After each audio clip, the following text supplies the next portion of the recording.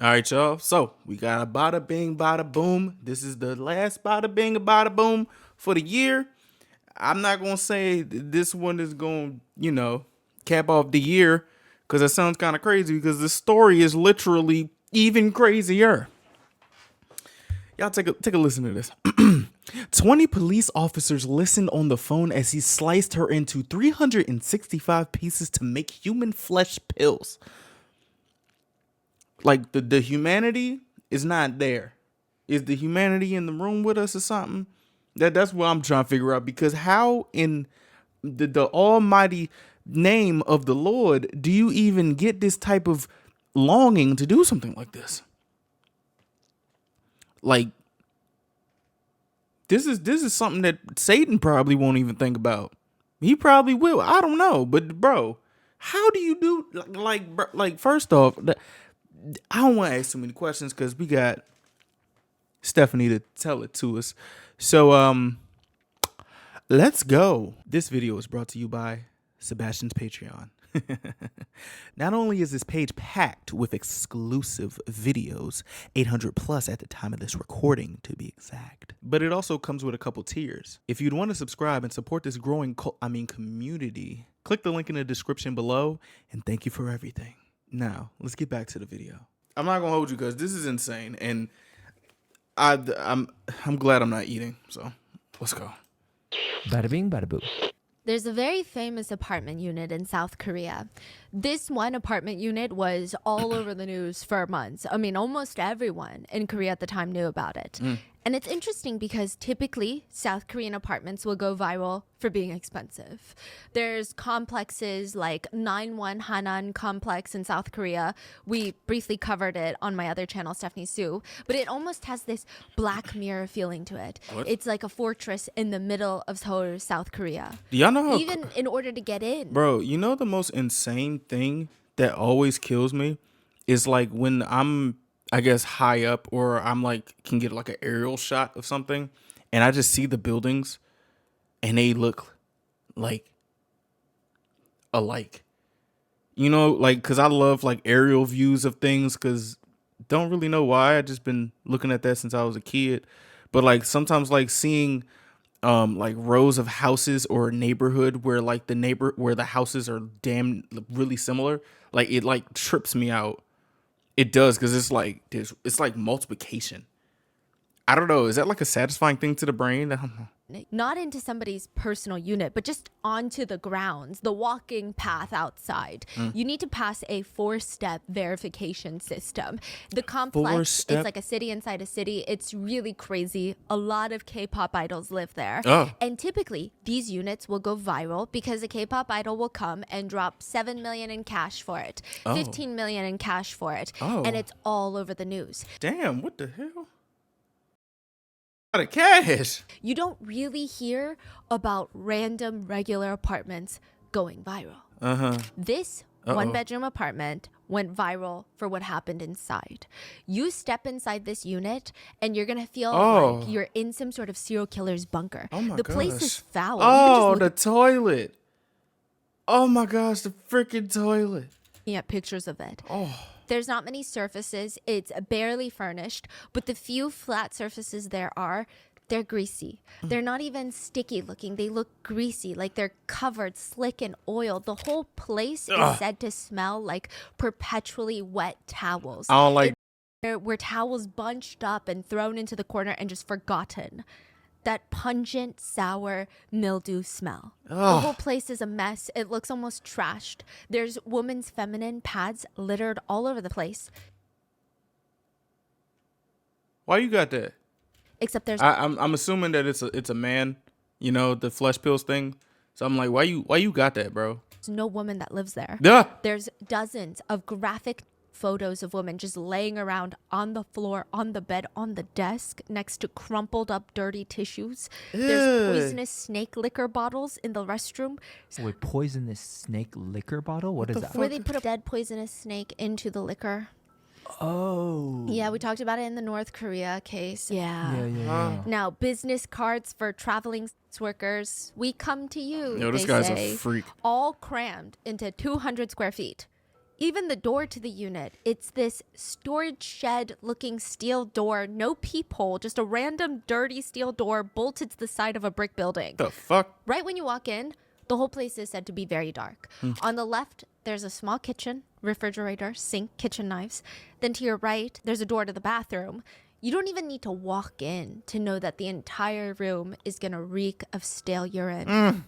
For whatever reason, if you do decide to keep walking in, deeper How you got urine you don't flush your toilet, yo? into the unit, you step further in, you're going to see a bedroom. Uh-huh. It's even more grimy.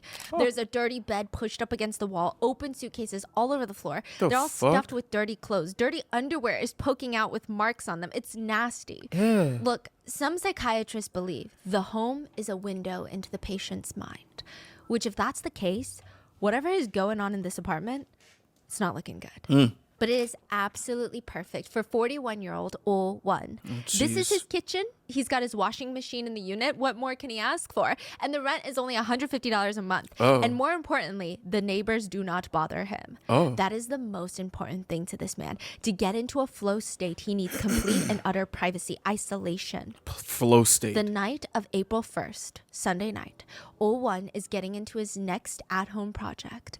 Everything is just set up for See, the way you talking about like these things is like, we know you. You don't have to, you know what I'm saying? You ain't gotta sugarcoat it. This nigga's a freak. success. He's got a whole bottle of his favorite Chinese liquor, 55% alcohol by volume. Damn. Vodka is about 40%. This is stronger, and he drinks it like water. What the fuck? He sips on it all day long since he got home. He's still sober, but the alcohol is making him dehydrated. Every sip that he takes, his dry, cracked lips are sticking to his rotting yellow teeth. He's wiping his lips with the back of his hand, and he's grabbing his phone because it's that time again. He feels the urge. First, the urge starts in his stomach. To what? But To then it's jacket? basically autopilot mode. He's staring at the screen, swiping, and it's a whole debate. Does he finish the video that he started earlier, or does he find a completely new, more exciting video? Maybe go with the unknown? It could be his comfort video. Just I'm not gonna lie. I feel kind of dirty hearing Stephanie try to romanticize a jack session. I don't. Nah. This don't make me feel good, yo. playing in the background while he works. He presses play, and he puts his phone up against the bathroom sink, and the woman's moaning is just echoing off the bathroom wall. He lights a cigarette, squats down with his 8-inch kitchen knife, and starts moving it back and forth. Huh? He has a plastic bag next to him, and he starts slicing thin, uniform slices of meat, like the ones you get at Hot Pot or Shabu Shabu. And the key is that each cut has to be uniform, all the same thickness and size. It's the most enjoyable for consumption that way. He makes another thin slice. He looks up, stares at his phone, and the woman is still making explicit noises because it's an adult video. He makes another slice, looks up. The woman on his screen is now screaming. He makes another slice, looks up. The woman on his screen is close to crying now. What the fuck? Before Oh Won knew it, 6 hours had passed. He had fallen into his flow state. He had 365 plus pieces of meat, cut meticulously in uniform, same-sized, thin pieces. He's portioned them out like and make placed my them into stomach hurt. 17 separate black plastic bags. And now all that's left, really, are just the bones. And the parts that don't really matter. What? He flips over the piece that he's been working on all morning, and he stares at her face. He didn't take any meat from there, because you know those fish drawings where it shows the fish's head and tail that are intact, but the middle part are all bones? Her face and hair were still intact, but below her neck, every piece of her body, all the flesh had been sliced off up until her knees. He had deboned her. What the fuck? Like, all right, well, I was wrong. It's not that type of session. He in jail, right? I hope he in jail. Please, I hope he's in jail. Like, go under the jail. We would like to thank today's sponsors who have made it possible for Rotten Mango to support World Central Kitchen, a nonprofit that is first in the front lines. They help provide fresh meals to survivors of disasters and humanitarian crises. As of right now, their focus is providing fresh meals for Palestinians in Gaza. This episode's partnerships have also made it possible to support Rotten Mango's growing team of dedicated researchers and translators. We would also like to thank you guys for your continued support as we work on our mission to be worthy advocates of these causes. As always, full show notes are available at RottenMangoPodcast.com, but a few quick disclaimers before we get started. The identity of the victim in today's case is protected, and she is often referred to as Victim A, Miss K, Miss Kwok, Victim Kwok, or just the victim in official sources. Okay. Because of that, unfortunately, there's going to be a lot less of a focus on the victim's life before the crime. However, the victim's family have been very outspoken about their thoughts of the handling of this case, so this episode is going to primarily focus more on that. And an additional note, the family members have also chosen to stay anonymous as well. Lastly, the theory included in today's video is not just an internet theory. It was actually debated in court during the trial, and the victim's family firmly believes this to be the truth. What? So we're not diving into a deep, sensitive online theory. I mean, this is truly what the victim's family believe happened to their loved ones. Okay. Or at least they believe there's a strong connection here. So with that being said, let's get into it. All right. A few years ago at Incheon International Airport in South Korea, customs officers are doing routine checks in the incoming luggage. They're expecting occasional expected violations, prohibited food items, live wildlife. I mean, you would be surprised at how often people try to smuggle in live animals into a foreign country. Nigga, what? That's fucking crazy. Wait, what? Huh? Live tarantulas, pigeons wrapped in padded envelopes. Stranger things have happened in the customs department. But they're like, wait, don't let that one through. The scans are all ringing off on that one. What the is it? customs officers, they pull a few suitcases off to the side. They This reminds me open of them Carry up, On, and they're just the staring movie. at each other. They're staring at thousands, almost 20,000. So not even just thousands. Like, think about 20,000 pills stuffed into clear Ziploc plastic bags. And you thought you was finna able to get the? You thought you was going to go on a plane with that? Capsules or Capsules. The fuck? Clear capsules that have this weird dark orange, almost brownish powder inside. No label, no identifying markers, no bottle, just pills inside plastic bags. The fuck? I mean, they do kind of look like supplements, but I mean, do you really need 17,000 pills in a plastic bag for a light vacation? no. what is it? Labels, nothing. Nothing. Not even a note. It's just magnesium. That's Nothing. not It's suspicious just at all. Yeah. magnesium. And so South Korea being South Korea, the first thought they have is Drugs. drugs. We have just stumbled upon a massive narcotic smuggling operation. To them, this is El Chapo level activity. They confiscate all the pills. They start testing every single one of them. What the hell is in this? Apparently, the pills were being smuggled into Korea and being advertised as performance-enhancing pills for vitality and strive. It's supposed to boost your stamina. Nigga, you got meat pills, bruh? Beyond that, they have no idea what this pill is for. Some people say, actually, that pill cures cancer. It cures everything. If you've got a problem, you take these pills. That's why we're bringing it into South Korea to save South Koreans. That's the thing, right? Nigga. No label. No label. label. Nothing. It's a magic pill to fix your life's problem and your entire body. No, it ain't. You can't get excited during intimate time? Take this pill. Do you have a terminal illness? Take this pill. Okay, so what are they made out Fuck. of? Illegally strong Viagra, methamphetamines, fentanyl. The lab techs start testing them all. Opioids? Negative. Ketamine? Negative. Cocaine? Negative. Damn. Fentanyl?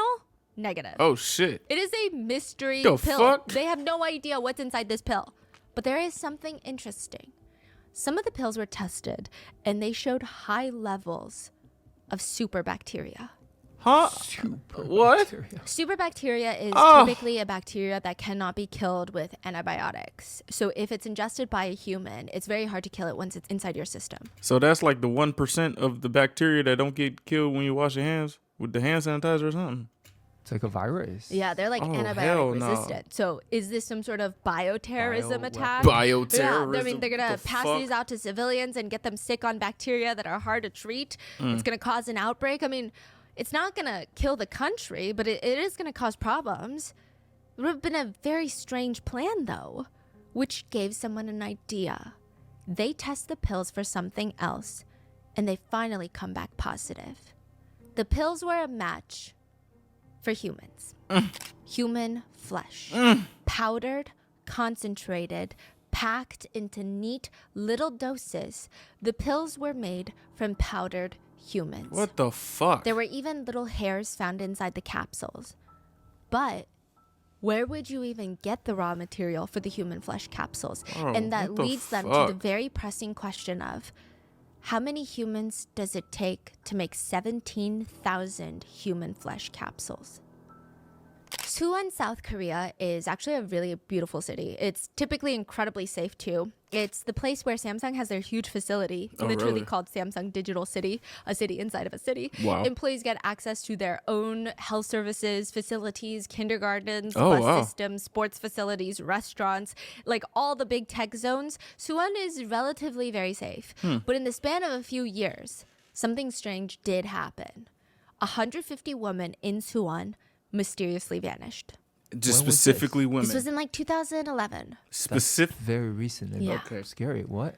We'll get to it. Now, the energy in the tiny apartment in Suwon, South Korea is very weird.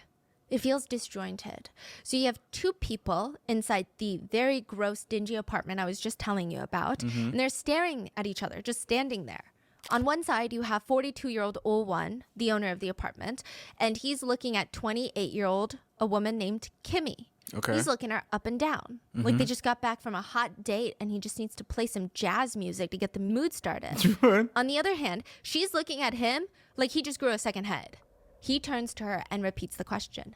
I said, how much? Excuse me? How much? Oh. I'm going to give you $1,500. Is that okay? That's 10 times his rent. I mean, there's no way that she's going to say no, right? That's what Oh-won is thinking. Honestly, he's kind of getting pissed off that Kimmy isn't jumping up and down at this opportunity. It's starting to agitate him. Fuck. Kimmy is staring at him like he's lost his freaking mind, and she's scanning the room behind him, scanning the door, the kitchen, looking for any sort of sharp object or weapon she can use, anything to defend herself. Hell yeah. And he continues, come on, just tell me the price. That's probably the best you'll ever get offered, so play with me. 1,500. Kimmy does not respond. First of all, she's not a sex worker, which I mean doesn't change anything. No is no. Yeah. But also, she had just been kidnapped off the street. See- 5 minutes ago, the man had attacked Kimmy in the alleyway, put her in a chokehold, dragged her into his apartment. What is he even talking about right now? The fuck? Instead of trying to reason with a man like this or even trying to understand what's going on, Kimmy decides to just make a run for it. She books it, trying to get past him and head straight for the door, but he reaches out his arm, grabs her, slams her down, and drags her into the bedroom. Bro, what the fuck, dude? He throws her onto the bed No. and starts forcibly undressing her. No. Oh my gosh. What the fuck? Like,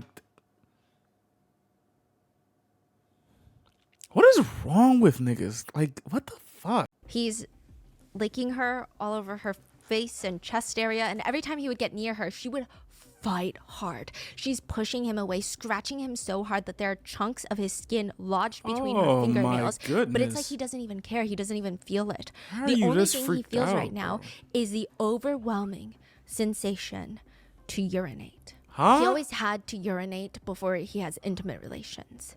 So he walks over to the restroom. Kimmy lunges for the bedroom door, slams it shut, and locks it. So in order for her to leave the apartment unit, the only exit would be past the restroom. Oh, the restroom's outside of the bedroom. Yes. So she locks the bedroom door, like lock herself inside, or Inside the bedroom, because there's no way she can run past him to the front door. She's already tried it. It didn't work. So instead, it's easier for her to lock herself in the bedroom, and now she starts looking for an escape route. Okay. She could not have made it, again, past the bathroom. So she's looking for any sort of window, and this apartment is tiny. The window in the bedroom is tiny. It's a small fit, but maybe she can squeeze. So behind her, she's hearing slamming on the bedroom door, and she just needs to hurry. But before she can even get a limb out the window, the door to the room slams open. She gets thrown onto the ground. The man punches her No. twice, then another 3 times in the face. She's screaming, apologizing, pleading with the man, but he's not listening. He's just slowly What's that? unrolling duct tape. Huh? He's tying her arms together and then her legs. Bro, this is so fucked up, bro. Why do people gotta go through, like... and he ties her up with so much duct tape she cannot move. She's screaming the entire time, screaming for help, telling him that it hurts, he's hurting her, that she's sorry, she won't do it again, until the very last little sound, and he covers up her mouth. In moments like this, you think, if someone could just hear someone else's screams, like a neighbor, right? Or someone, that would change things, right? No, the people don't Well, someone bother does him. hear Kimmy Oh. scream. There is another person inside that room. Huh? There's 20 other people, to be exact, inside that room. What? In the corner of the messy bedroom, What? there's a small light. Kimmy's phone. She had kicked it to the corner when he broke in through the door. 20 people were on the line, on a phone call, listening to Kimmy getting assaulted. Bro, This fuck. is the game of are you smarter than a police officer? I'm going to tell you guys about a press conference that the police officers held about a new case. And you tell me. Do y'all think y'all smarter than police officers? Because I know y'all have like the talent of figuring stuff out. Y'all are the real FBI. You know what I'm saying? And by y'all, I mean you guys, because, you know, y'all smart as shit. You know what I'm saying? But like, people on the internet, regular people, literally can solve a case faster than a police department. Like, it's insane. It's so insane. Tell me everything wrong with it, because there's a lot. April 2nd, 2012, the Suwon Police Department make an announcement. Okay. If you're just to read the news or quickly watch it on TV and you don't focus on exactly the words that they're saying, you might think that it sounds on par with the type of news that is typically released by investigative authorities, right? The police have made an arrest in a suspected murder and dismemberment case. The police report to the public that it all started the day before with an alarming, highly distressing 15-second long emergency phone call from a victim. At around 10:50 p.m., a woman called the emergency services line, and she just starts screaming into the phone. She's not trying to be coherent because she's being actively attacked. She's just screaming at the top of her lungs, "I'm being sexually assaulted. I'm being dragged in by a stranger. Help me, please." Then the line cuts dead. She does not tell them where she is, what this man looks like, who this man is, who she is, nothing. So for 15 seconds, they hear nothing but her screaming, and then she hangs up. She hangs up, okay? The 112 operators are looking at each other like, okay, what the hell do we do? They have no idea where to even start looking because the call was so short, they couldn't trace it. Oh, fuck. We could try going to the cell tower location. Okay. That gives us at least a perimeter of where to search. But that's about it. That's all we have. I mean, we don't even know what the woman that we're looking for looks like or what she's wearing. We've got nothing. So they do what they can. They deploy all available police officers and they start meticulously scanning through, canvassing all the empty parks, construction zones, parking lots. Okay. Their whole police force is out there looking for this woman when they don't even know what she looks like. They comb through the residential areas, and because it's so late, they stated they didn't want to disturb the residents, so they would tiptoe up to the apartment doors.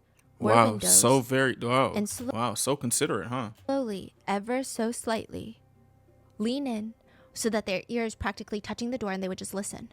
Shh. The woman on the phone was obviously very loud. If they heard anything suspicious, they would break down the door and charge in to save the caller. Right. But most of the residential areas, they would put their ear up to the door and they wouldn't hear anything. So that means the woman must not be in that unit. Time is key here. They need to be efficient. But like, well, probably not going to hear it because she got duct tape over her mouth. They stayed at the press conference, even though every single police officer on the squad stayed up overnight. Not a single one of them got a wink of sleep that night. They could not locate the caller. Until the morning, the sun comes up. They're still out there in their smelly uniforms that they've been crawling around in all night, putting their faces up to random residential doors listening. And a woman comes up to them. She looks embarrassed. She asks them gently, "What are you guys in the neighborhood for? What are you doing?" "Ma'am, we're looking for a kidnapped woman likely assaulted by a man." The woman looks uncomfortable. It's her. "If I had just known, I didn't know. I mean, Oh, look, I saw a couple last night. They were fighting. Maybe it's them. I didn't know that that was the situation, obviously. Please, I mean, last night I saw them and I thought it was just like a married couple having a fight and I just tried to stay out of their way and mind my own business." "Well, what were they fighting about?" Well, the man was dragging the woman into the building in a chokehold." girl. Even if that's a married couple shouldn't act like that. That's more than a fight. That is abuse. What? And The And you fuck? thought it was a married couple? Were they calling each other honey, yobo, baby, 자기야?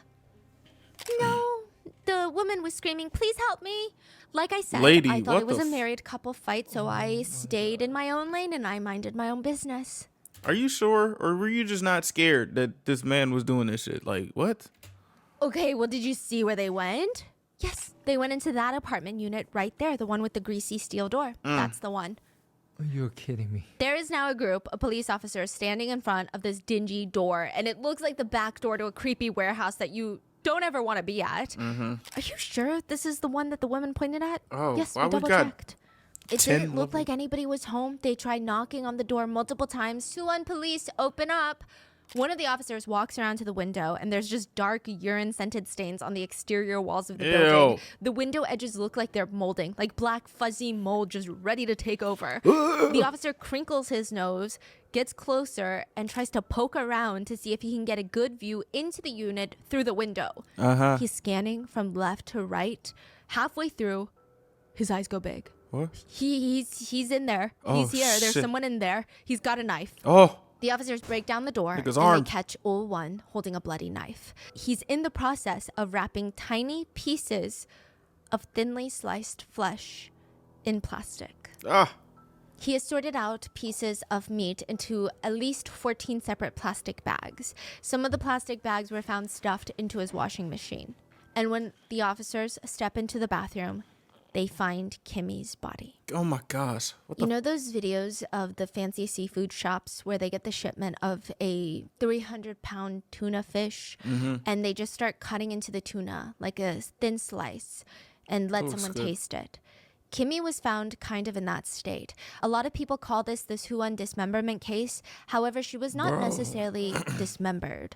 He did not really break through much of her bones. She had been defleshed, Oh, like deboned. Her flesh Like was he didn't touch the main bone. he was slicing flesh from her body that was intact. It's not how the fuck? Like, I'm trying to figure out how in the fuck do you even, you like, just to even have the thought to do this is nuts. To act on it is nuts. To start the thing is nuts. And like, while you're doing like 6 hours, like, dog, what the fuck? not like he dismembered her and Right. then was deboning. He was just right. cutting off the pieces of flesh Right. from her full body. The Like he's fuck? not breaking into small. The whole body still like there. Yeah. It's just without the Like her flesh. skeleton is Hell, practically just there. What the fuck?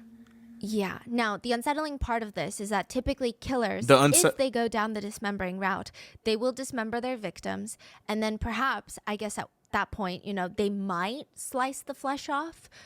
I don't think it's very typical. I'm not saying that any of this makes sense. Even the dismembering and killing victims, obviously, that doesn't make sense. But from a criminology standpoint, a lot of experts said it is very interesting. Yeah, because the motive changed now. Like Yes. the intention is different. Because dismemberment, typically the motive is disposal. Yeah. Right. But he did not dismember her at all, just slicing flesh. Now, Oh Won-chun is sitting Fuck in you. the interrogation room of the Suwon Big Police forehead Department. ass He's bitch. looking around, checking out the sturdiness of the chairs. Big budget.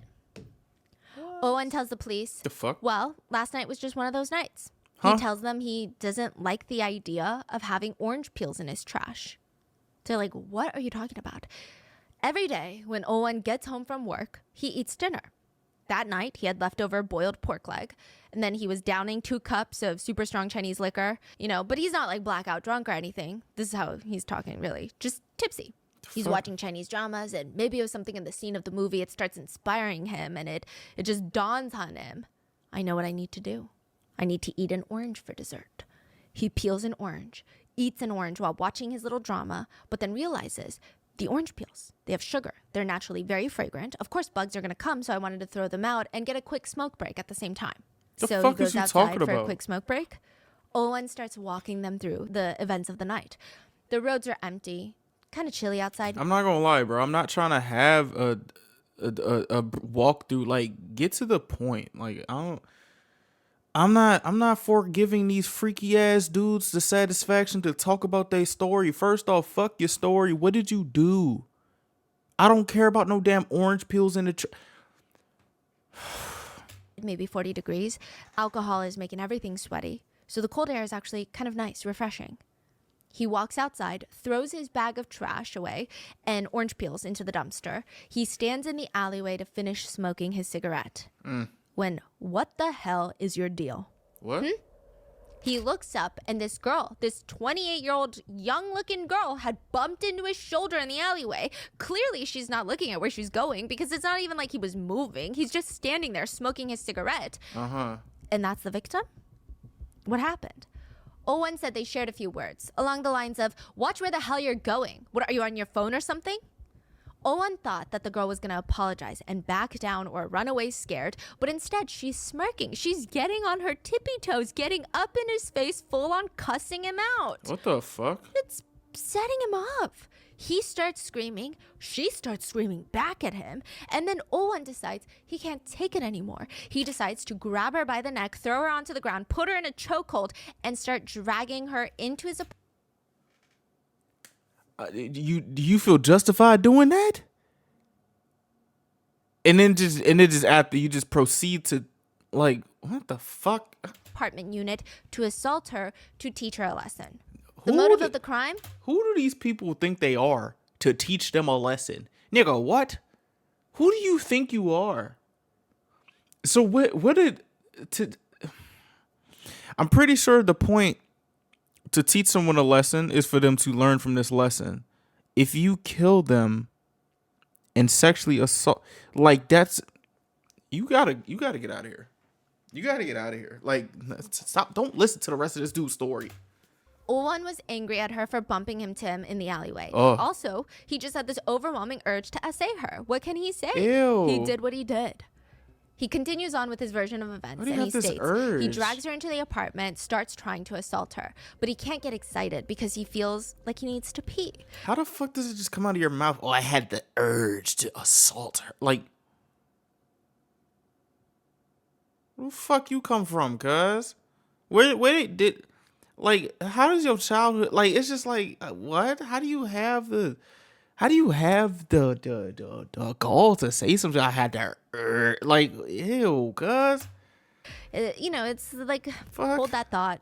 He runs into the restroom. Disgusting. He keeps the door open so he can keep watching Kimmy, but she ends up locking herself in his bedroom. He freaks out. He's got his pants pulled down. He's half running, half hopping to the bedroom door. One thing that I'm trying to understand is, like, I be hearing a lot of stuff of, like, men talking like, I need to teach this girl a lesson. I'm just like, bro, does that make you feel like a man? That you just teaching this random woman a lesson?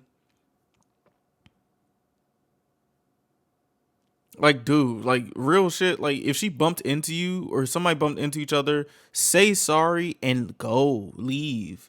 Like, why do you want to stay in this situation and prolong some shit? You know what I'm saying? And I'm talking about the dude. Like, bro, what the fuck? Okay, shawty got into your face. That don't justify all that extra shit, like dragging her on her, grabbing her by the head and dragging her to your apartment and assaulting her. Like, no. The fuck? So I'm guessing when the lesson that you need to learn is to, I don't know, man. Like, if somebody got the urge to do whatever, it's cool now, right? If they got the urge to do whatever to you, it's cool. Because that's how you think. So we should go by your logic, right? Because that's how the world should be revolved, right? Oh, fuck. The main problem is there's a window in his bedroom, and he's scared she's going to try and jump out. So he beats down the door, grabs a roll of duct tape, starts tying her up. And he tells the police he tried. He tried really, really hard to essay her that night, but she fought back hard. So he just fell asleep with her in his arms. Basically putting her in a chokehold to make sure she couldn't try and escape while he slept, which she tried, of course. But just as an extra insurance policy, he's just like half strangling her through the night. And then beep, beep, his alarm goes off. He jumps awake at the sound of his alarm, checks it, 5 a.m.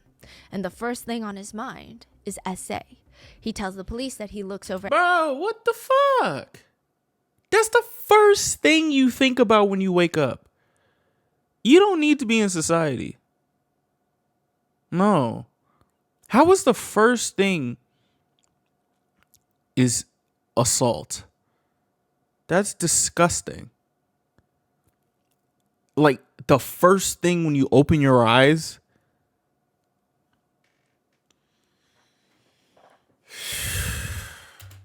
We're at Kimmy, who did not sleep all night. She looks terrified. He tries to essay her once more, but he claims that she's even crazier about fighting back this morning than she was last night. He thought that she'd be so exhausted. She's pushing her thighs together so hard, he decides there's nothing more that he can do.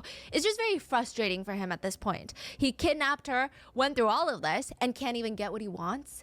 So he grabs one of those stainless steel wrenches that you see in the toolboxes. He grabs it from under the kitchen sink, marches into the bedroom, and whacks Kimmy on the head once. The fuck? Blood splatters onto his walls. Oh my gosh. He says he goes again, twice. There's blood everywhere. It's such a mess. He said that it's seeping through the blanket into the mattress now. Oh and my he's just gosh. thinking, okay, I gotta wrap her up in the blanket, drag her into the bathroom. He tosses her onto the bathroom floor. And again, it was just one of those shitty nights. He just needs to clear his head first so he can figure out what to do next. He starts When someone says one of those nights, that means something like this always happens, right? Because you're used to it. How many times have you done some shit like this for this to be, it's just one of those nights? It's not one of those nights. You are just fucking crazy. putting his hands over his pockets. And he's like, wow, when one thing goes wrong, everything goes wrong. Where's his freaking lighter? So he goes, he finds a spare lighter. And now with this lit cigarette in his hand, his mouth is pursed, he's puffing out smoke. Owen walks back over to the restroom just to stare at Kimmy. Fuck. He thought she's dead. But out of nowhere, her body starts shaking and convulsing like she's trying to get back up. Mm-hmm. He goes into the bedroom, grabs a scarf, and starts strangling Kimmy with it. He does not stop until she stops moving. By that point, he's done. He's red in the face, exhausted. God damn. He's sitting against the bathroom wall to regain some of that energy. And he's reaching into his pocket for another cigarette, but he just Bro. has this nagging feeling, like a strong paranoid feeling. What if she's still alive? So he gets up and he hits her again with the heavy steel wrench, maybe a few more times, just to be absolutely sure that she's dead, for peace of mind's sake. Bro. Once he's confident that she's dead, he claims to go into the kitchen, grab his favorite knife, a knife sharpener, and Oh, I hate that sound. I He's hate that sound. I hate sharpening that his sound. knife. Ah. he starts cutting up the victim's private parts in anger and spite. Then he starts the process of slicing off a layer of flesh one by one. Fuck. He spent 6 hours trying to break down her body into smaller pieces. He said it was his first time killing and he needed to find a way to dispose of her body. First time killing. How do we get to the human flesh pills? Like, how do we jump to that? How? That is the story that Oh Won-chun tells the police. The story of why he felt he needed to kill and debone a woman into over 350 pieces Ugh. because she bumped into his shoulder. The fuck? The police report the events of the arrest to the public and they state during their press conference, "We say this with great regret, but it was an investigation where we tried. We tried our best. We dispatched 35 detectives to investigate overnight, and we caught the killer in 13 hours. Unfortunately, it was the best we could do. It was just, ultimately, a tragedy." The police could do nothing but arrest the killer, which is exactly what they did. But I mean, beyond that, they can't force every citizen to be a law-abiding, moral, upstanding person, right? All they have was that 15-second 112 emergency call where the victim screamed into the phone. There was no description of the killer, no mention of the address, no name was given. All the victim had told them was, "I'd been sexually assaulted. I don't know who this man is. I don't know where I am." And essentially, the victim hung up. Did you catch all the parts that don't make sense? At first, netizens don't think anything is off about the police statements. They take it at face value. But a female netizen does bring up something interesting. Just a passing comment, food for thought. I don't know if it's just me, but it just doesn't make sense to me that a woman would argue with a strange man in the middle of a dark alleyway at night. Right. Maybe it's just me. I could understand more if it was in public in broad daylight, but in a deserted alleyway at night, I guess I just can't picture it. Yeah. I mean, she could be a little drunk and just trying to go to her where she needs to go, right? Like, an alleyway is a shortcut, right? Well, I don't know where this is gonna go, but shit. Journalists also think it's interesting. So they start poking around in the case, and there's just so many weird things. What you mean? The police stated that there were 35 officers out there searching for the victim that night, but only 20 or so officers were even on duty that night. Oh.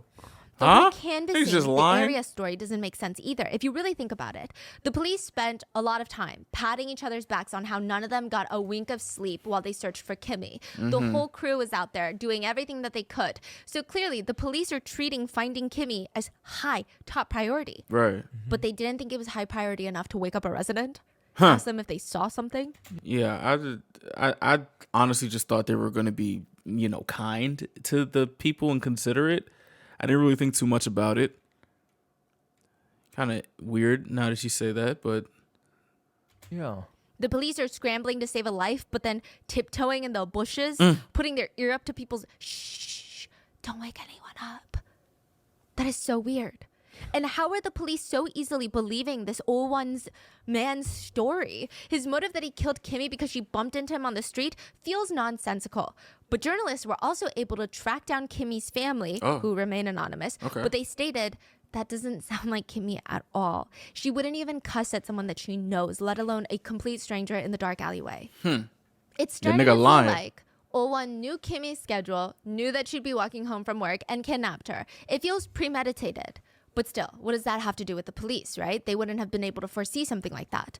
The authorities also state that this is Olwan's first murder. no, it's not. It's his first murder, but he deboned someone into over 350 Yeah, pieces. I'm not A buying that. professor of criminology weighed in on that detail and stated, first-time offenders, they try to dispose of the body as quickly as possible. If it was just for transportation and disposal, he would have cut the body into large chunks. The fact that he cut the body into that many pieces, or really deboned her, means that he was excited about cutting the body, which suggests that this was not the first time. You do not escalate to this point the first time.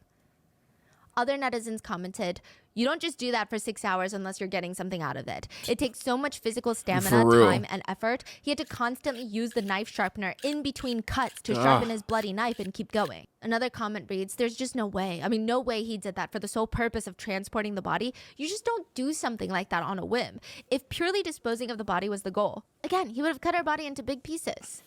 The skill that it would have taken to do something of this caliber, it is not something that you just casually wake up and intuitively do. One butcher even commented, I've been doing this for 20 years, being a butcher.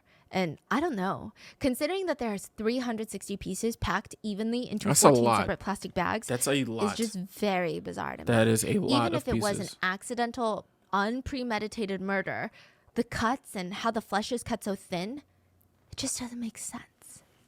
The whole version of events presented by the police just does not make sense. But what incentive would they have to lie? It's very difficult to find a statistic on average of how often someone views explicit videos online. Some people have never seen pornography. They have no plans to watch it, right? Other people compulsively seek it out and spend hours every single day watching it. That's But I crazy. think it's safe to say that on average, the normal person does not look up videos 26 times in a single day. Olwan likes to start his days with explicit videos. While he's getting ready for work, it's playing in the background. While Ew. he's standing at the bus stop waiting for the bus around other people, he will watch it with headphones on the way to the construction site where he works. Then when he gets home from work, he's going to look again about 26 more times for the perfect video. What the fuck? What the fuck? The fuck? If it's good enough, he might even considering adding it to his collection of 700 videos that he already Bro. has. But if it's not, he'll just skip on to the next. Olwan has an explicit video addiction, but he's also very much into sex work. There's a saying in Korea, there is no sex work in Korea except where there is sex work in Korea. Meaning sex work is technically illegal, but it's also a billion-dollar business. There's a few different types of establishments offering such services. Whiskey bars. You go there, you don't get full-on intimacy, but you still get very beautiful women to sit and sip on whiskey with you. It's kind of like a hostess bar. A bottle of whiskey is going to set you back a few $100s. There's no touching That's a lot allowed, of fucking just whiskey. talking. Just emotional comfort. Just ego inflation. Kiss rooms. You pay to pretend to have a girlfriend for a few hours. They will snuggle you, cuddle with you, kiss you, and act warmly to you like you're their boyfriend. There's very light touching allowed over the shirt, perhaps, but nothing beyond that. I kind of find that a little bit sad, but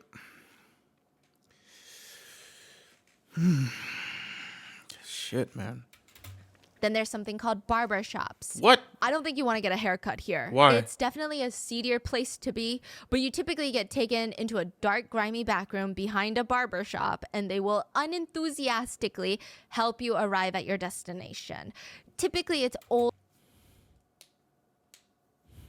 older, less attractive women that have been doing this perhaps since longer than you've been born. Damn. Then you have window shops. These used to be really These big names. in Itaewon. There was even a place in Seoul called Hooker Hill, which I think is completely Hooker inappropriate, but Hill. that is What what the it was called. fuck? You walk down the road and there are girls in tiny glass boxes, usually in short, tight mini skirts, trying to get your attention. It's like a cubicle. It's not even really a shop. It's just like a glass box. They try to get your attention, and the only thing inside of there is a stool and a makeup vanity. And it's very clear that these girls are being exploited because their pimp is usually standing right outside their glass box. Jesus. But I guess you could choose the person you would like, walk into their glass box. They have a little curtain that they draw, and they try to get you out of there as quickly as possible. There's also an establishment called Everything Else Rooms. They're kind of like barbershops, everything but full-on intimacy. You will arrive at the Everything destination, Else but you're not going to Rooms. have full intimacy. And it's less grimy. Some Redditors say these are sometimes even better than full-blown intimacy establishments, and they usually have very attractive women working at these locations. Then you have massage parlors. This is full-blown intimacy. And I don't know how true this is, but it's been rumored that a lot of them have secret tunnels and hallways set up so that if there's a police raid, you can get quickly out of there. Shit. There's also another rumor in South Korea that police will bust sex work establishments for show. They'll actually call the establishment to get rid of all the clients. And then they'll come bust it, and then it'll proceed under a new business name typically. Then you have establishments called opistels, which is like a modern version of a brothel. There are apartment buildings where many of the apartments are rented out by rings of sex workers. So you walk into the apartment building and That's actually insane how, as illegal as it is, the profitability is alarmingly insane. What the fuck? What the hell? each apartment unit is set up like a girl's Oh. personal apartment. Highly doubtful that anyone actually lives in this building. I guess it's just part of the fantasy. They say it feels like you're walking in as their boyfriend. You're walking into their personal apartment and there is full-blown intimacy. Oh, It's stated that they're okay. typically not in a rush to get you out of there because it's more of a repeat client-based system. Then you have something called delivery services. You walk into a love motel, Bro, these ask the front names. clerk, "Can I get a delivery girl's number?" They will typically divert you to an organization that sends you a random girl to the motel room door. This shit's Then there are variations of room salons, karaoke bars, regular bars. It's very similar to hostess bars. You walk in, you choose a girl that you'd like to hang out with, but depending on the establishment, you can get either full service or almost full service. And that can cost you anywhere between sometimes $100, $200. The really good ones, thousands of dollars, like an hour. And there's even something called pakase ladies. So pakase is this famous energy drink sold in Korea. Okay. And you really only see older men drinking it. So pakase ladies are for old niggas. workers in their 60s. Oh, Sometimes they're in their 80s. They usually solicit older men that play chess at the parks. Yes. But allegedly, and I don't know how or what this means for is there like a reverse to this? Like, is there like men who are sex workers, like gigolos and shit like that? I don't want to search it up, but like, dog, the fact that it's just so many of these options, it's insane. Like, what the fuck? It's like there's a market for everything. That is so sad and scary. And I mean, like, sad for the women who are getting exploited for this shit. Like, my gosh. society and the social context of things, but there has been a rise in younger men, guys in their 20s, 30s, 40s, actively seeking out pakase ladies. Yeah, a lot of the clientele for these establishments are married men. Of And course, Oh 'cause why not, Won-chun right? was an avid client for this work, and he was also a married man. He has a wife and a child. Somebody married this freaky fuck, and he got a shot. back in China. He's got a long-term Chinese girlfriend in South Korea that was on and off living in that grungy apartment, but he would spend 20% of his monthly income on work every single month. He would tell his friends that he really liked the idea. It was amusing to him that he could get intimacy by just paying for it. Each service would cost him about $100, and he would throw in another $10 for the woman's taxi ride back home. So maybe the police were right. The man is just unhinged, addicted to abusing women sexually, and decided to debone and deflesh the victim in the most humiliating, gruesome way. Yeah, but I'm not gonna lie, bro. Like that's not. It don't. I don't really see a plausible pipeline for that. You can be a freaky fuck who does that, but like there's like, and I'm not trying to be like weird about it, but like there's still levels to insanity. Like I've never heard no shit like the flesh pills thing. But maybe it could be a pipeline. I don't know. I'm not on no type of timer like this, and never will I ever be. And every time I hear some shit like this, it disgusts me. And it's like every time I see a video, it just tops the last one. Every time. Every time. Is there no end to this madness? Fuck. Way possible. 8 journalists from a newspaper called 동아일보, one of the largest newspapers in Korea, they decide to investigate the whole story. They go back to the neighborhood where Oh-won lived and they try to retrace the steps, each version of events. They're rereading what the netizens are saying and they're thinking, yeah, nothing's adding up either. They start knocking on every single apartment unit nearby. Knock, knock. Knock, Hi, knock. we're journalists from the 동아일보 and we're wondering if we could just get a moment of your time. The journalist went to over 317 locations, spoke to over 137 residents, and only 4 out of all of them remembered seeing the police out and about that night. Only 4. Only 4. You know what? It's like this is a common trope that the police don't be policing for real. And they just be lying. Just some fucking liars. The others were like, the police were searching this area. I was awake. I was outside. I looked out my window. I actually went up to pick up a delivery. That's and probably I saw why nothing. they said they tiptoed. Most of the residents just said, if the police were searching, we had no clue about it. The journalists report their findings to the public, and the police, they respond, okay, fine, yes.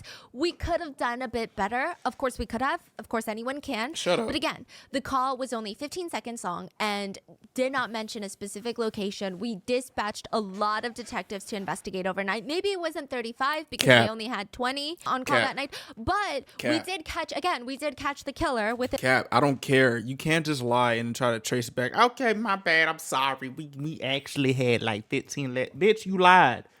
You lied. We don't believe you no more. Never again. In 13 hours of the call being placed. Unfortunately, it is the best we, or really anyone else in our shoes, could have done without hindsight. The interviews could have been conducted better, yes, but we searched the area around the scene reported by the victim. But because it was late, we were unable to knock on every door and Shut search. the fuck up, ho. The public and journalists agree. Okay, well, if the police have nothing to hide, just release the 112 call. I mean, that's just going to clear everything up, right? Okay. Let us hear the 15 seconds and we'll decide for ourselves if you did a good job or What, not. they deleted it? There are some rules when you're an emergency operator, but there is one thing that you're taught. In this line of work, seconds are the difference between life and death. There's Right. no real guideline on how to have a good response because every single call is different and they need to be handled accordingly. Right. One 911 operator said, people are calling you on the absolute worst days of their lives. The stress response is varied. Some people will call you awful names, or some of them will just sob so powerfully into the phone that you cannot understand them, or they will scream until their voices go out. They have no clue how to tell you where they are. They have no idea how to even explain what's wrong. Right. Another operator said, stress. You've either got what it takes or you don't. The difference between stress in this job and stress in any other job is that if you have a shitty day here or if you freeze under pressure here, people will literally die. Yeah. They said the moment you pick up that call, you have no idea what's on the other side. It could be a prank call. Hey, help me, my mom's not breathing, or my baby is choking, or please, my husband is stabbing me. In a matter of seconds, it's up to the dispatch to get all the information that they need. Where's the call coming from? Where are they? Are there weapons involved? I couldn't be this. I probably would freeze up because it's like, bro, the amount of uncertainty of what's going to happen is crazy. And like if like time is of the essence, and literally this person's life is in my hands. It's like, bro, I couldn't do this as a job. I couldn't. What does the suspect look like? What exactly happened? The person on the other line is probably panicked, could be actively dying, and you need to get as much information as possible. Using short words and phrases, you got to calm them down, but also, okay, John, stay with me. I need you Okay, to tell John. me if your wife's chest is moving up and down. Can you tell if she's breathing? Can you check for me? You got to be very desensitized. If they don't know their location. Can you tell me what you see outside? Can you see any road signs? But the number one unspoken rule that doesn't even need to be voiced is you have to do everything to save a life when you can. Right. The police released the 112 call transcript from Kimmy the night of her murder. Okay. 911, what's your emergency? There's a woman's voice on the other line, and she's half whispering, half trying to hold in her screams. It sounds like she's doing everything to not scream and cry into the phone, which is what she wants to do, but she's fighting it to stay calm. She's not hysterical. Okay. Is it a transcript or is it the actual audio? So it's a transcript. I believe one of the major news networks was able to hear the actual audio, Oh, and shit. they recreated it using the transcript. Okay. So we do have an audio version of it. However, that is not Kimmy's voice. So Yes. they didn't release to the public. Got Yes. it. Now, they did release the transcript to the public, though. Okay. And then the audio, the recreated audio, is released to the public. Okay. The woman is trying to tell the authorities that she's in danger and she needs help. She's speaking clearly. Hello, I'm at this house before the Mokor playground and I'm getting essayed right now. The Mokor playground? Yes, right. I'm at the house before the Mokor playground, but I don't know exactly which house I'm in. In Chidong neighborhood? Yes, just past the Chidong Elementary School on the way to Mokor playground. Oh shit. Okay, I'm gonna try and locate your phone right now. Kimmy sounds relieved. She lets out a cry and politely responds, "Te," which is like a combination of yes and like almost a thank you. Uh-huh. Wait, ma'am, did you say that you're getting essayed right now? Nick. Yes. Yes. Yes. Yes. Yes. And Yes. you don't know your exact location. No. Yes, I don't know exactly where I am. It's past Chidong Elementary, a little past the elementary on the way to the Mokor playground. That's a little bit longer than 15 seconds. I've locked myself in his bedroom. Who is doing this to you? I don't know. This ajashi, please. Hurry up, please. Side note, ajashi means old man. In this context, the way it's being used as a description, literally an old man. So clearly she does not know this man. She Right. states, I don't know this old man. Okay. Well, who? What do you mean you don't know the... Bruh. How do you know the man? What the I don't know him. He's a stranger. Then how did you get locked in his room? How did you Bro. get into the house? Bro, what?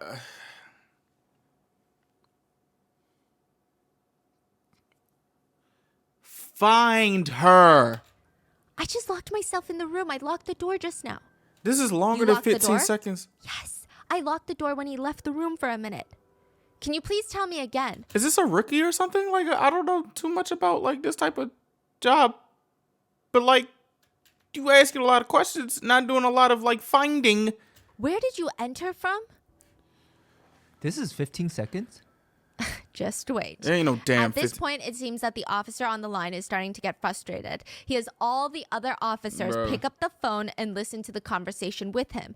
Okay, so side note, at this point in South Korea, all 112 calls were dispatched to the local police station. So the police at each police station were also trained to receive emergency calls and respond to them quickly and efficiently. 20 police officers in the station pick up their phones and are now listening to this woman getting assaulted. What the fuck? 20 of them hear the slamming of the door, whatever locked door Kimmy was behind, someone slamming into it, and they're listening. And then all 20 of them sit there and listen to Kimmy frantically begging for help as a man breaks into the room. She's begging for her life. She's screaming, I beg you, please. I'm sorry, ajashi, please, please. I'm so sorry. Please, this is my fault. I'm sorry. The man in the room with Kimmy is not talking. He's not making any noise. This is all terrifying. All they can hear is ksh, ksh, the sound of duct tape being unrolled. Oh my gosh. Okay, so they're listening to this? Yes. Yes. Okay. For a while, the 20 police officers say nothing. Then one of them opens their mouth while Kimmy is still screaming. Hello? Can you tell me the address again? Hey, bro. Hello? Hey, bro. This pissed me, bro.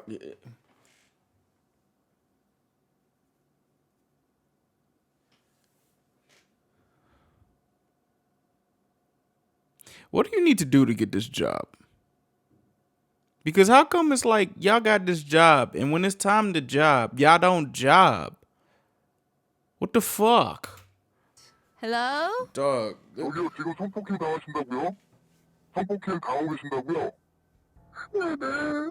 들어갈 때 다시 한 번만 알려줄래요? 잘못했어요. 아저씨 잘못했어요. 여보세요. 주소 다시 한 번만 알려주세요.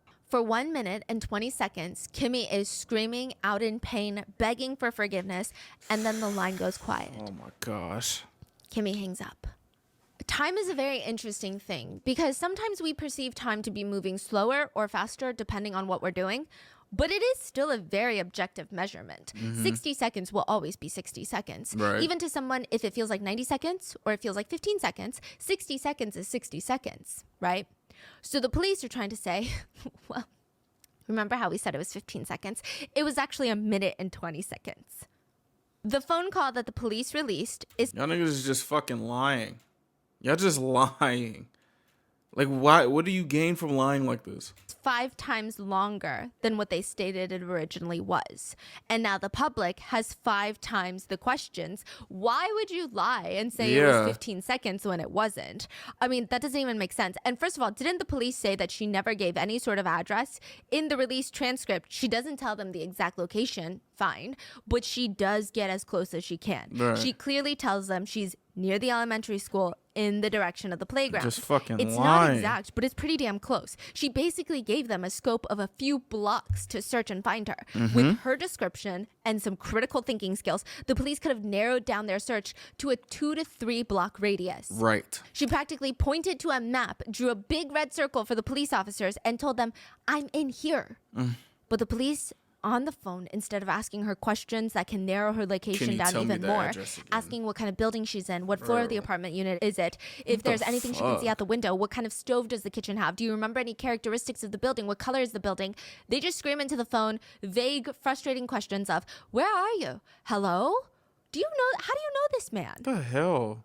This is Side note, just Kimmy wild. was incredibly accurate with her information. She was trapped in a house that was 264 feet away from the elementary school, about 105 steps, basically 1 block away. She was also just a 7-minute walk away from the police station. 7 minutes from these people, these Yes. cops. Crazy. Yes, So that means they could have gotten there within minutes. Yes. within minutes. It took 20 y'all Also, niggas. why are the police still talking when the perpetrator comes into the room? They're actively putting the victim's life in even more danger. Because Kimmy, later we find out that she did throw the phone to the other side of the room. But if he was not so busy with his duct tape, he could have easily heard them and realized that she called 112 and felt the need to kill her to cover his tracks. I mean, there's all these questions, and the police are just evading every single one of them that's thrown at them. They don't even answer a simple question of, why did you lie about the length of the phone call? The police just argue, yes, the call is actually longer than the 15 seconds we originally reported it was, but it still does not change anything or really matter in the long scope of things because 1 minute and 20 seconds is still not enough time to track and find Kimmy's location. So the fuck what? What that supposed to mean? Why are you arguing? Y'all fucked up. Why are you arguing with them? Nigga, you lied. In time to save her. But since we're on that topic, the original phone call is actually 7 minutes and 36 seconds long. Police are... What? Yeah. So the call went from 15 seconds to they released a transcript and then it was recreated into audio that ended up being Bruh. 1 minute and 20 So y'all... Blood is on y'all hands too, bro. What the fuck, dude?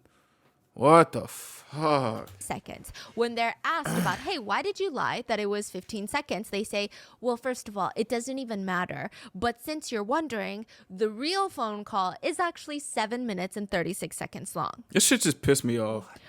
Trust me, you're not missing anything. The rest of the 6 minutes or so consist of Kimmy screaming for her life and screaming out in pain. That's what the police are saying. They stated that they didn't think that they should be including all of that for the world in consideration for Kimmy's family.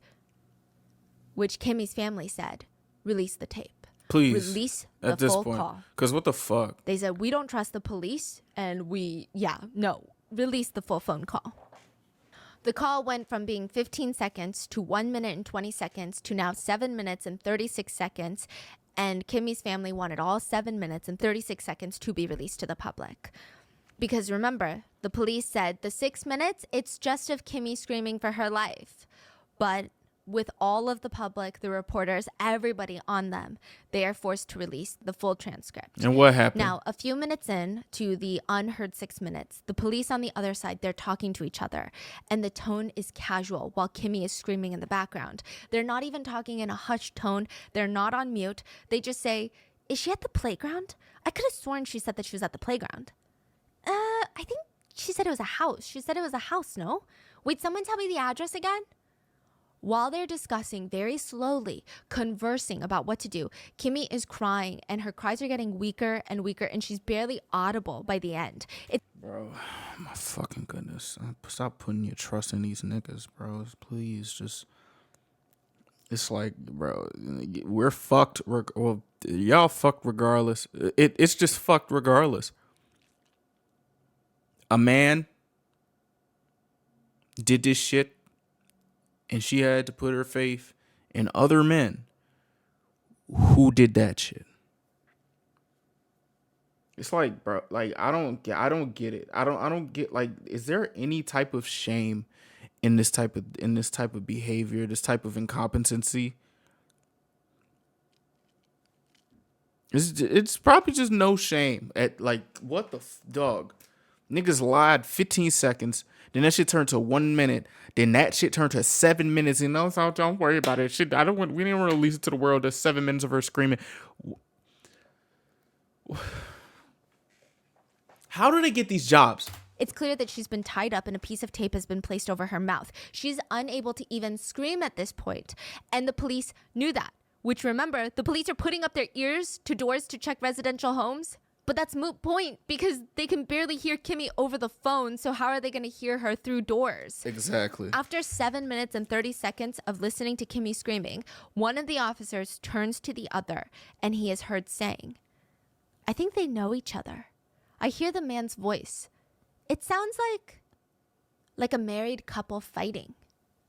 Then another... Shitting me. No fucking Then way. another officer in a frustrated tone says, "Ugh, let's just hang up." And the line goes dead. The police hung up on the victim.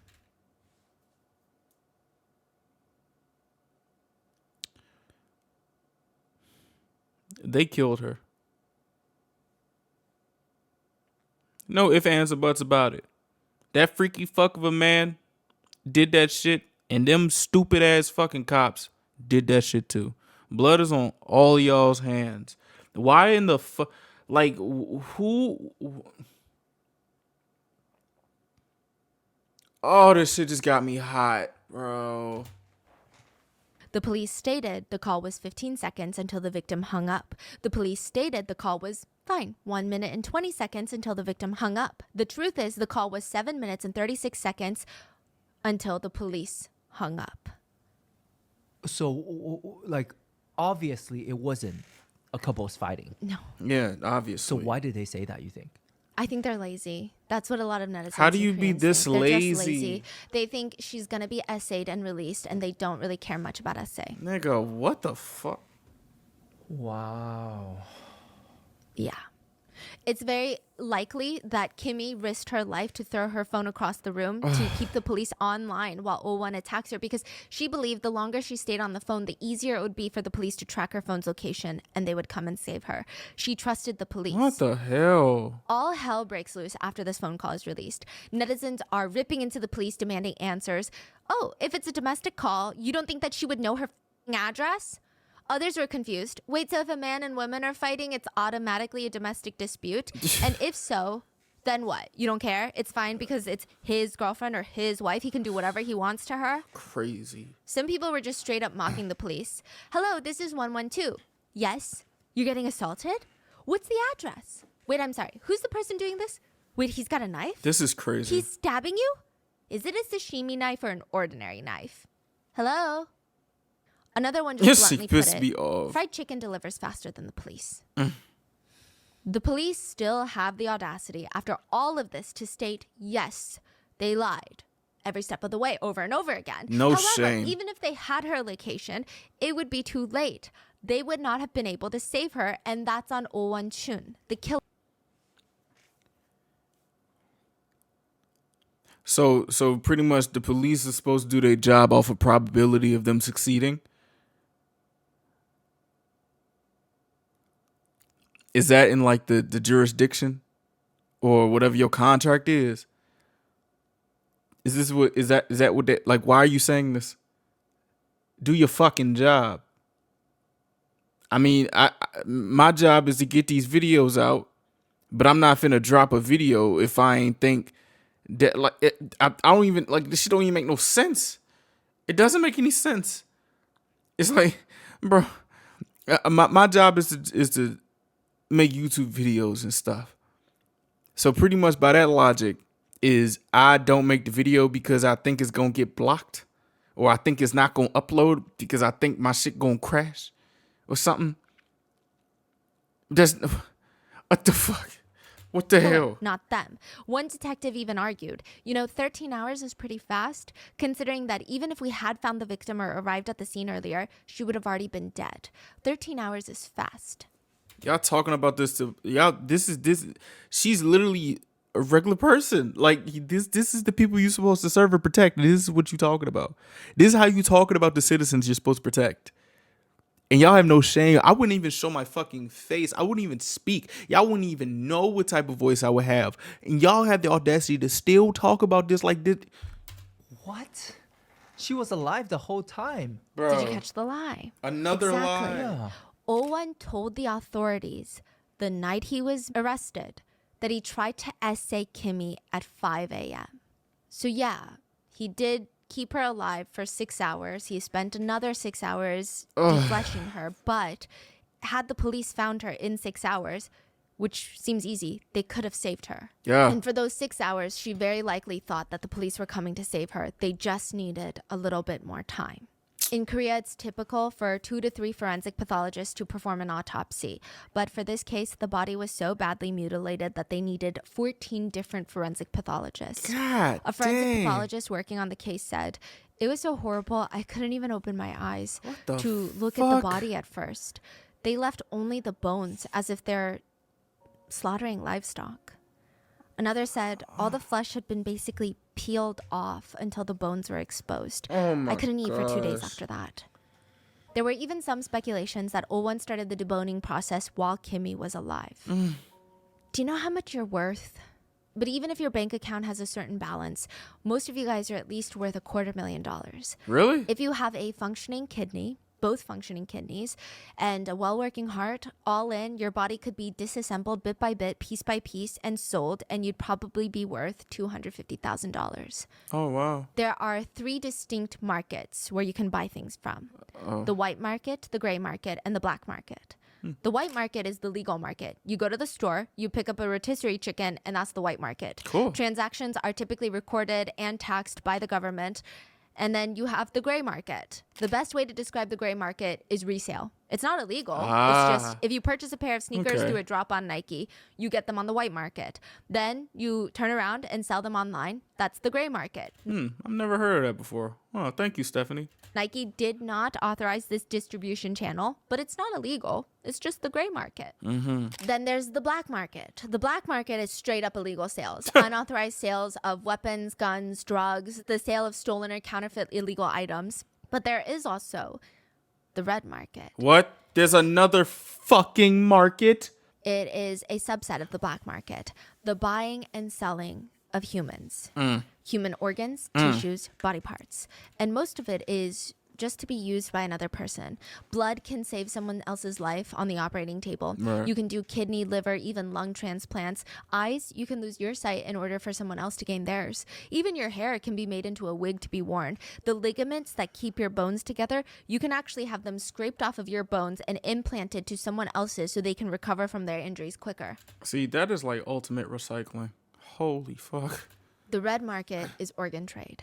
But there is a section of even the red market that deals with dead bodies. The velvet They market? do not care for the organs as much as they do the meat. because human meat is what they want. Oh, gosh. From a nutritional standpoint, some have argued that human flesh has a unique nutrient profile that closely matches the needs of other humans. So I guess the idea being, if you're Hey, don't get no ideas. You don't need that. No. I don't give a fuck what science says. consuming it, perhaps it's more nutritious than any other type of meat. It seems like most of the time they won't just sell human meat as flesh, but they will dehydrate human flesh, pulverize it down into a powder to be sold like a vitamin pill, a supplement to be taken. Bro. Experts stated that some of these pills have been made by getting dead bodies, chopping them into small pieces, drying them on stoves, residential stoves, What 'cause the fuck? it's illegal, till they dehydrate and then pulverized. Again, that still does not answer why though. So this is what those pills you were talking about. Yes. But then you say there's also what super bacteria is in there. Yes, because humans have bacteria in them. And Right. there's super bacteria that did not die in Right. there. Yeah. Now, a lot of the reason that people might take these pills is something called medical cannibalism. It is the belief that if the human body is able to heal itself, why can't another human body heal mine? You know what? I mean, you don't even need to. I feel like there's things in life that we don't even need to, like, it's questions in life that we probably don't even need to answer for real. You know? Because it's always going to be a slippery slope. Why the hell would I need to know that human bodies can heal human bodies? I don't care. I'm sorry. I don't care. Let me stick to my supplements, my vitamins, my omega-3s, and all those things that I need. No, brother. No, what? The theory is interesting until you start breaking it down. And side note, before anybody has any strange ideas to get racist about it, What? medical cannibalism can be traced back to ancient Rome. They used to drink the blood of wounded gladiators because they thought it would cure conditions like epilepsy. If it were a really bad case of epilepsy, they would even consume the wounded gladiator's liver. You know, it's kind of interesting how we literally trust someone's theory or hypothesis just because they practiced this practice for years and got a certificate in it. You know, it's like we put all of our faith in doctors and scientists and stuff, and they're literally like smart as hell and just did what they did, and they can still be wrong. That's very crazy and very interesting. Like, imagine someone say like, yeah, if you drink that. I remember when some people were like saying a guy's, glue can, the protein is good for acne or some shit. Like, bro, it's some questions that don't need answers, man. So blood at one point was also seen to be a very powerful elixir. It said that fresh, warm human blood still possessed the soul of the deceased. So gladiators, they're known for being very strong and powerful. And so if you drink their flesh, you're going to get that physical strength and become physically strong. Did that happen? What happened to this hypothesis? But if you wanted to be smart, you would find an intellectual, kill them, and drink their blood. Yeah. I guess you could say it's the origins of you are what you eat. So if someone had a headache or an issue with their head, perhaps a mental illness, medical cannibalistic practitioner might recommend powdered skull capsules, which, by the way, is completely illegal in most countries and is incredibly dangerous because, again, super bacteria. Because more often than not, there's no regulations on how the skulls are powdered. And ethically speaking, we don't know how they get these skulls. Yeah, they might not even be sterilized. There's so many reasons why this is a bad idea. But disclaimer aside, some people said if you have vision problems and nothing you could do to help with it, yeah, you could eat a whole bag of carrots every day. Nothing changes.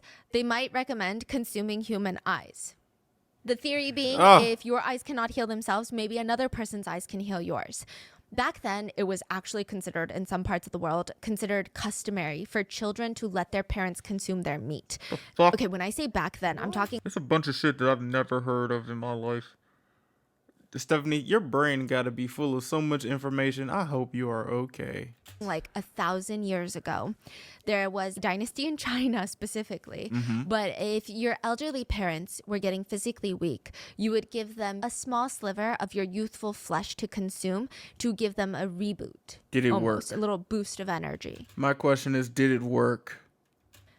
You would tie your thigh and arm tightly with a piece of cloth, use a sharp knife, and slice off a piece of flesh, tiny bit, not enough to like take off your whole arm.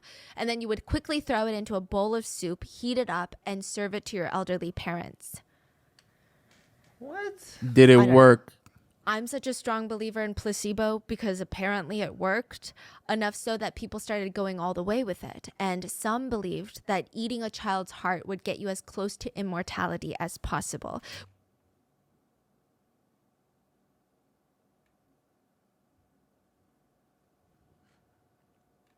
I don't believe that, and I don't even want to know if it's true or not. Which started a whole trade globally. Oh, Not a big Lord. trade. This is also 1,000 years ago, by the way, of teenagers being kidnapped so that their hearts and livers could be harvested What and the fed to the elites. What in the fuck? Yeah. Oh my Isn't there gosh. like the rumors of like Yes. Yes. what was it like Pedo Island? What's his name? Yes. Jeffrey Epstein. Yes. Wasn't there the whole thing about Uh-huh. like, to eating? Yeah. Yeah. So, I mean, I guess these conspiracies, most conspiracies do get inspired or do get passed down from different things. Maybe this is one of those. Now, sometimes they would literally cut open a young girl's chest, dig out her heart, and like take it home to enjoy. Oh, what the It's a lot. It is a thing that exists, medical cannibalism. It's not prevalent, it's not everywhere, but it does happen from time to time. Olwan's trial was centered around the idea that he did not kill Kimmy for the motive of essaying her like he claimed, since he never actually essayed her. Kimmy's brother argued, based on the killer's size of being nearly twice as large as Kimmy, if that was truly his motive, he would have done it. He would have essayed her. So the family believe, and many netizens believe, he's lying about his whole motive. His real motive was that he kidnapped her for the human meat trade, and perhaps he tried to essay her at one point, but it wasn't working, and that wasn't his real motive. He needed to get her flesh instead. In support of the theory, it's argued her flesh was meticulously mutilated over the period of 6 hours. Her organs were left intact. The way her body was defleshed feels more like butchering. The way she was defleshed into sliced thin pieces and portioned out, it's almost like she's being placed into packages, and also thin slices are easier for dehydrating. Netizens also argue the fact that he sliced every other part of her body except her face and calves, so knee down, that feels intentional. Let's say you get off actually on the sick pleasure of deboning someone, because that's what a lot of criminologists were trying to explore. Why hell? not go for the face or the calves? The face especially, it's probably the most visually depraved thing you can do. And would a sexual deviant who wants to get off on something like this not want to do that? I don't Is know. it because there's not enough fat on the face to make it worthwhile to cut? I don't know. And it's hard to cut into uniform slices. I don't know. Also, the calf part, even on cows, it's called beef shank. And the cut is Beef known to be shank. particularly tough. And it's very lean meat with a significant amount of connective tissues. So the stringy bits in the meat, it's hard to break down. You got to tenderize beef shank for hours for it to God be good. dang. Additionally, there are a ton of odd things that also don't make sense. Olwan made about $1,300 a month doing manual labor. When he was arrested, he had already saved $5,000 in his account. Shit. He traveled back and forth from China, where he's from. He's Korean Chinese. So that's like me being Korean American. He's ethnically Korean, but citizen-wise, he's Chinese. Now, he would visit Interesting. China once or twice a year. He would send his wife and children money. Over the period of 4.5 years, This he nigga sent married. them over $50,000. Damn. What? Wait, 2 years, 50,000? That's more than he made. 4.5 years. How the fuck? Oh, 4.5 years. Still, How It's the still almost it's a almost lot the of. majority of his income. And he also spent money, 20% of his income every month on workers. How he getting this money? One netizen commented, wait, let me get this straight. If he worked for 25 days on average per month for 10 months a year, minus the winter because, you know, that's construction, he would earn maybe at most with high season $17,000 a year. So how can he send $8,900 per year to China and still purchase and still have $6,300 left over in his bank account? Illicit got However, gains. the prosecutors could find no incoming transactions that did not look legitimate. Okay. But I mean, I don't think anyone is going to be PayPaling someone for human flesh. Olwan also had much sharper tools at his disposal. He had a saw, electric drills inside of his apartment unit, all of which would have been much easier if he was trying to dismember and dispose of Kimmy's body. But instead, he chose a kitchen knife that he would stop every 30 minutes to 45 minutes to sharpen.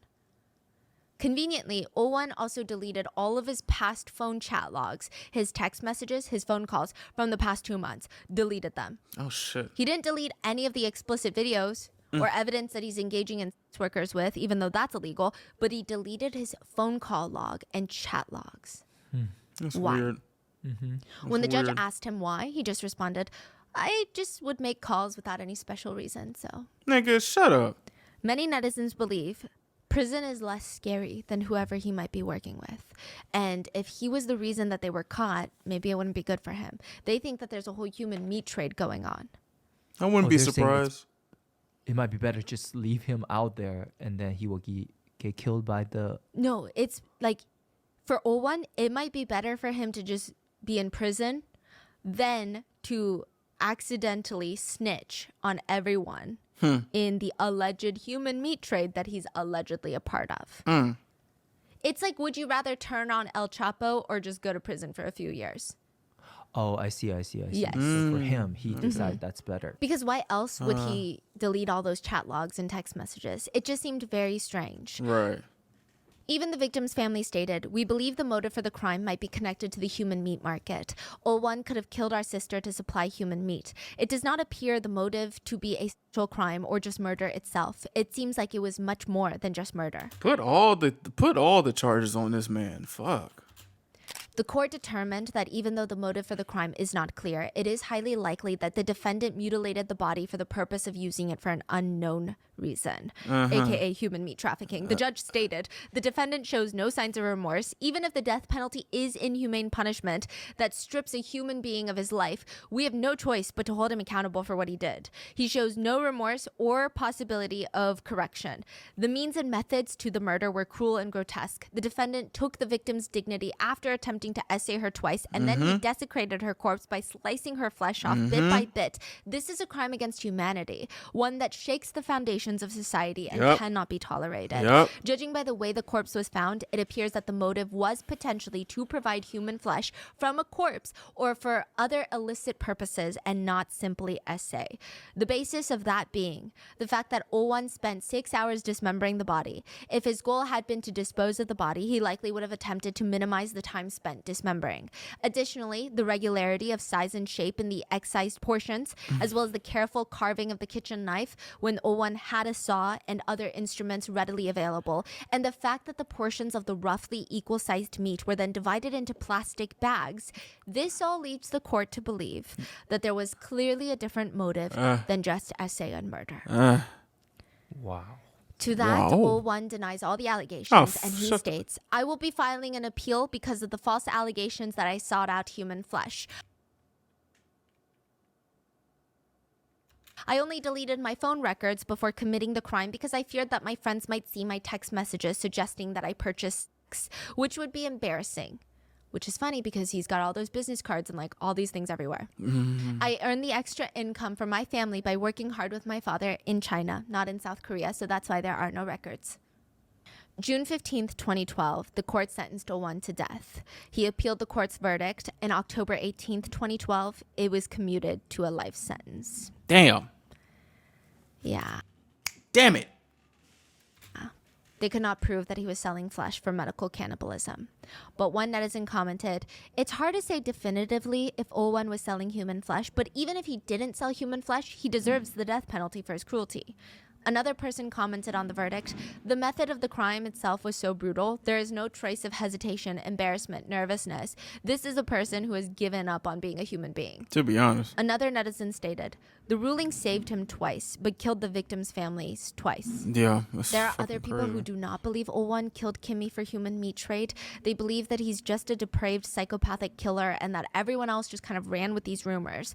But regardless, they believe that his lack of remorse coupled with his isolated social life, almost no strong interpersonal relationships, he is at high risk of offending again.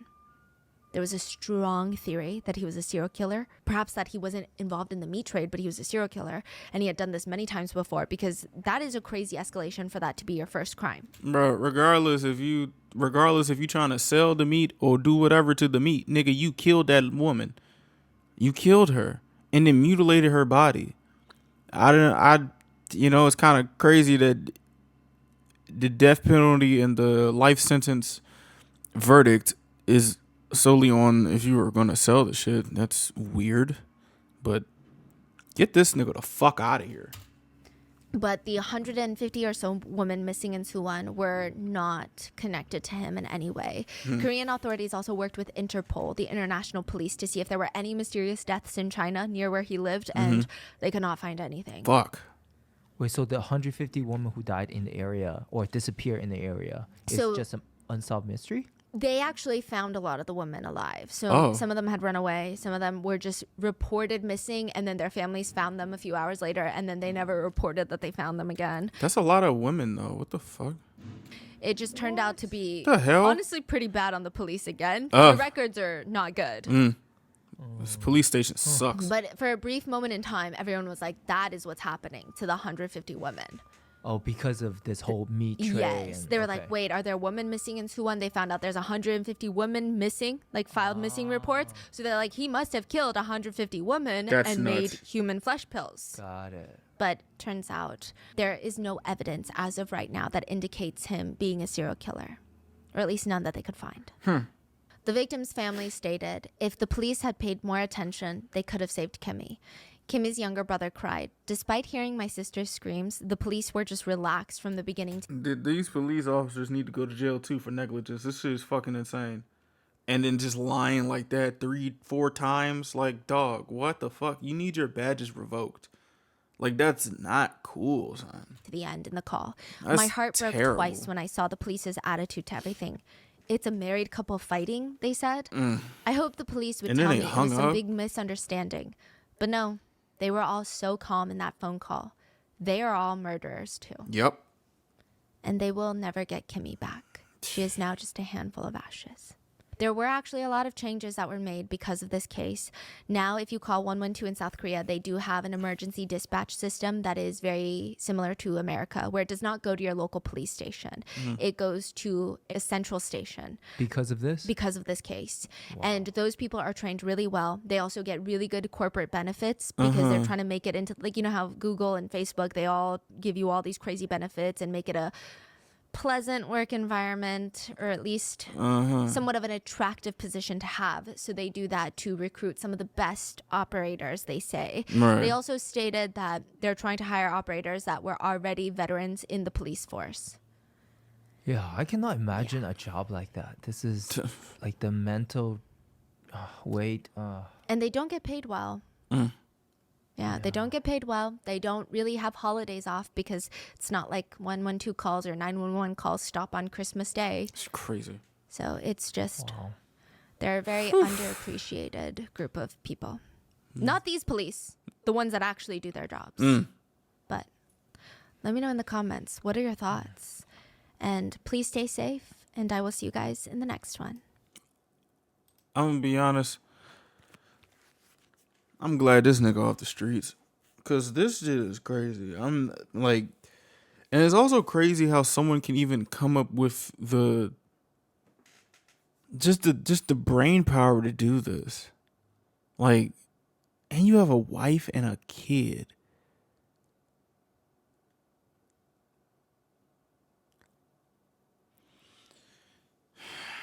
And to those police, they need to go to jail or something revoked, because that is unacceptable. That is unacceptable to the highest degree of unacceptability. Like, and then it's just lying, like, bro, like, these are the people that are supposed to serve the regular folk. Kimmy was a regular person. She did not deserve this shit, and she put her trust in y'all dumbasses, and y'all hung up on her. Shit like that needs buildings to be burned down and started again, because how do y'all, like, oh my gosh, bro. And I'm hoping that the changes that change because of this will actually be something that's, you know, like, reliable. I don't have any faith just from these stories, but fuck, bro. What do you guys think? I'm really floored on how disgusting men can be, and it just gets topped every single time. Every time. Every damn time. Guys.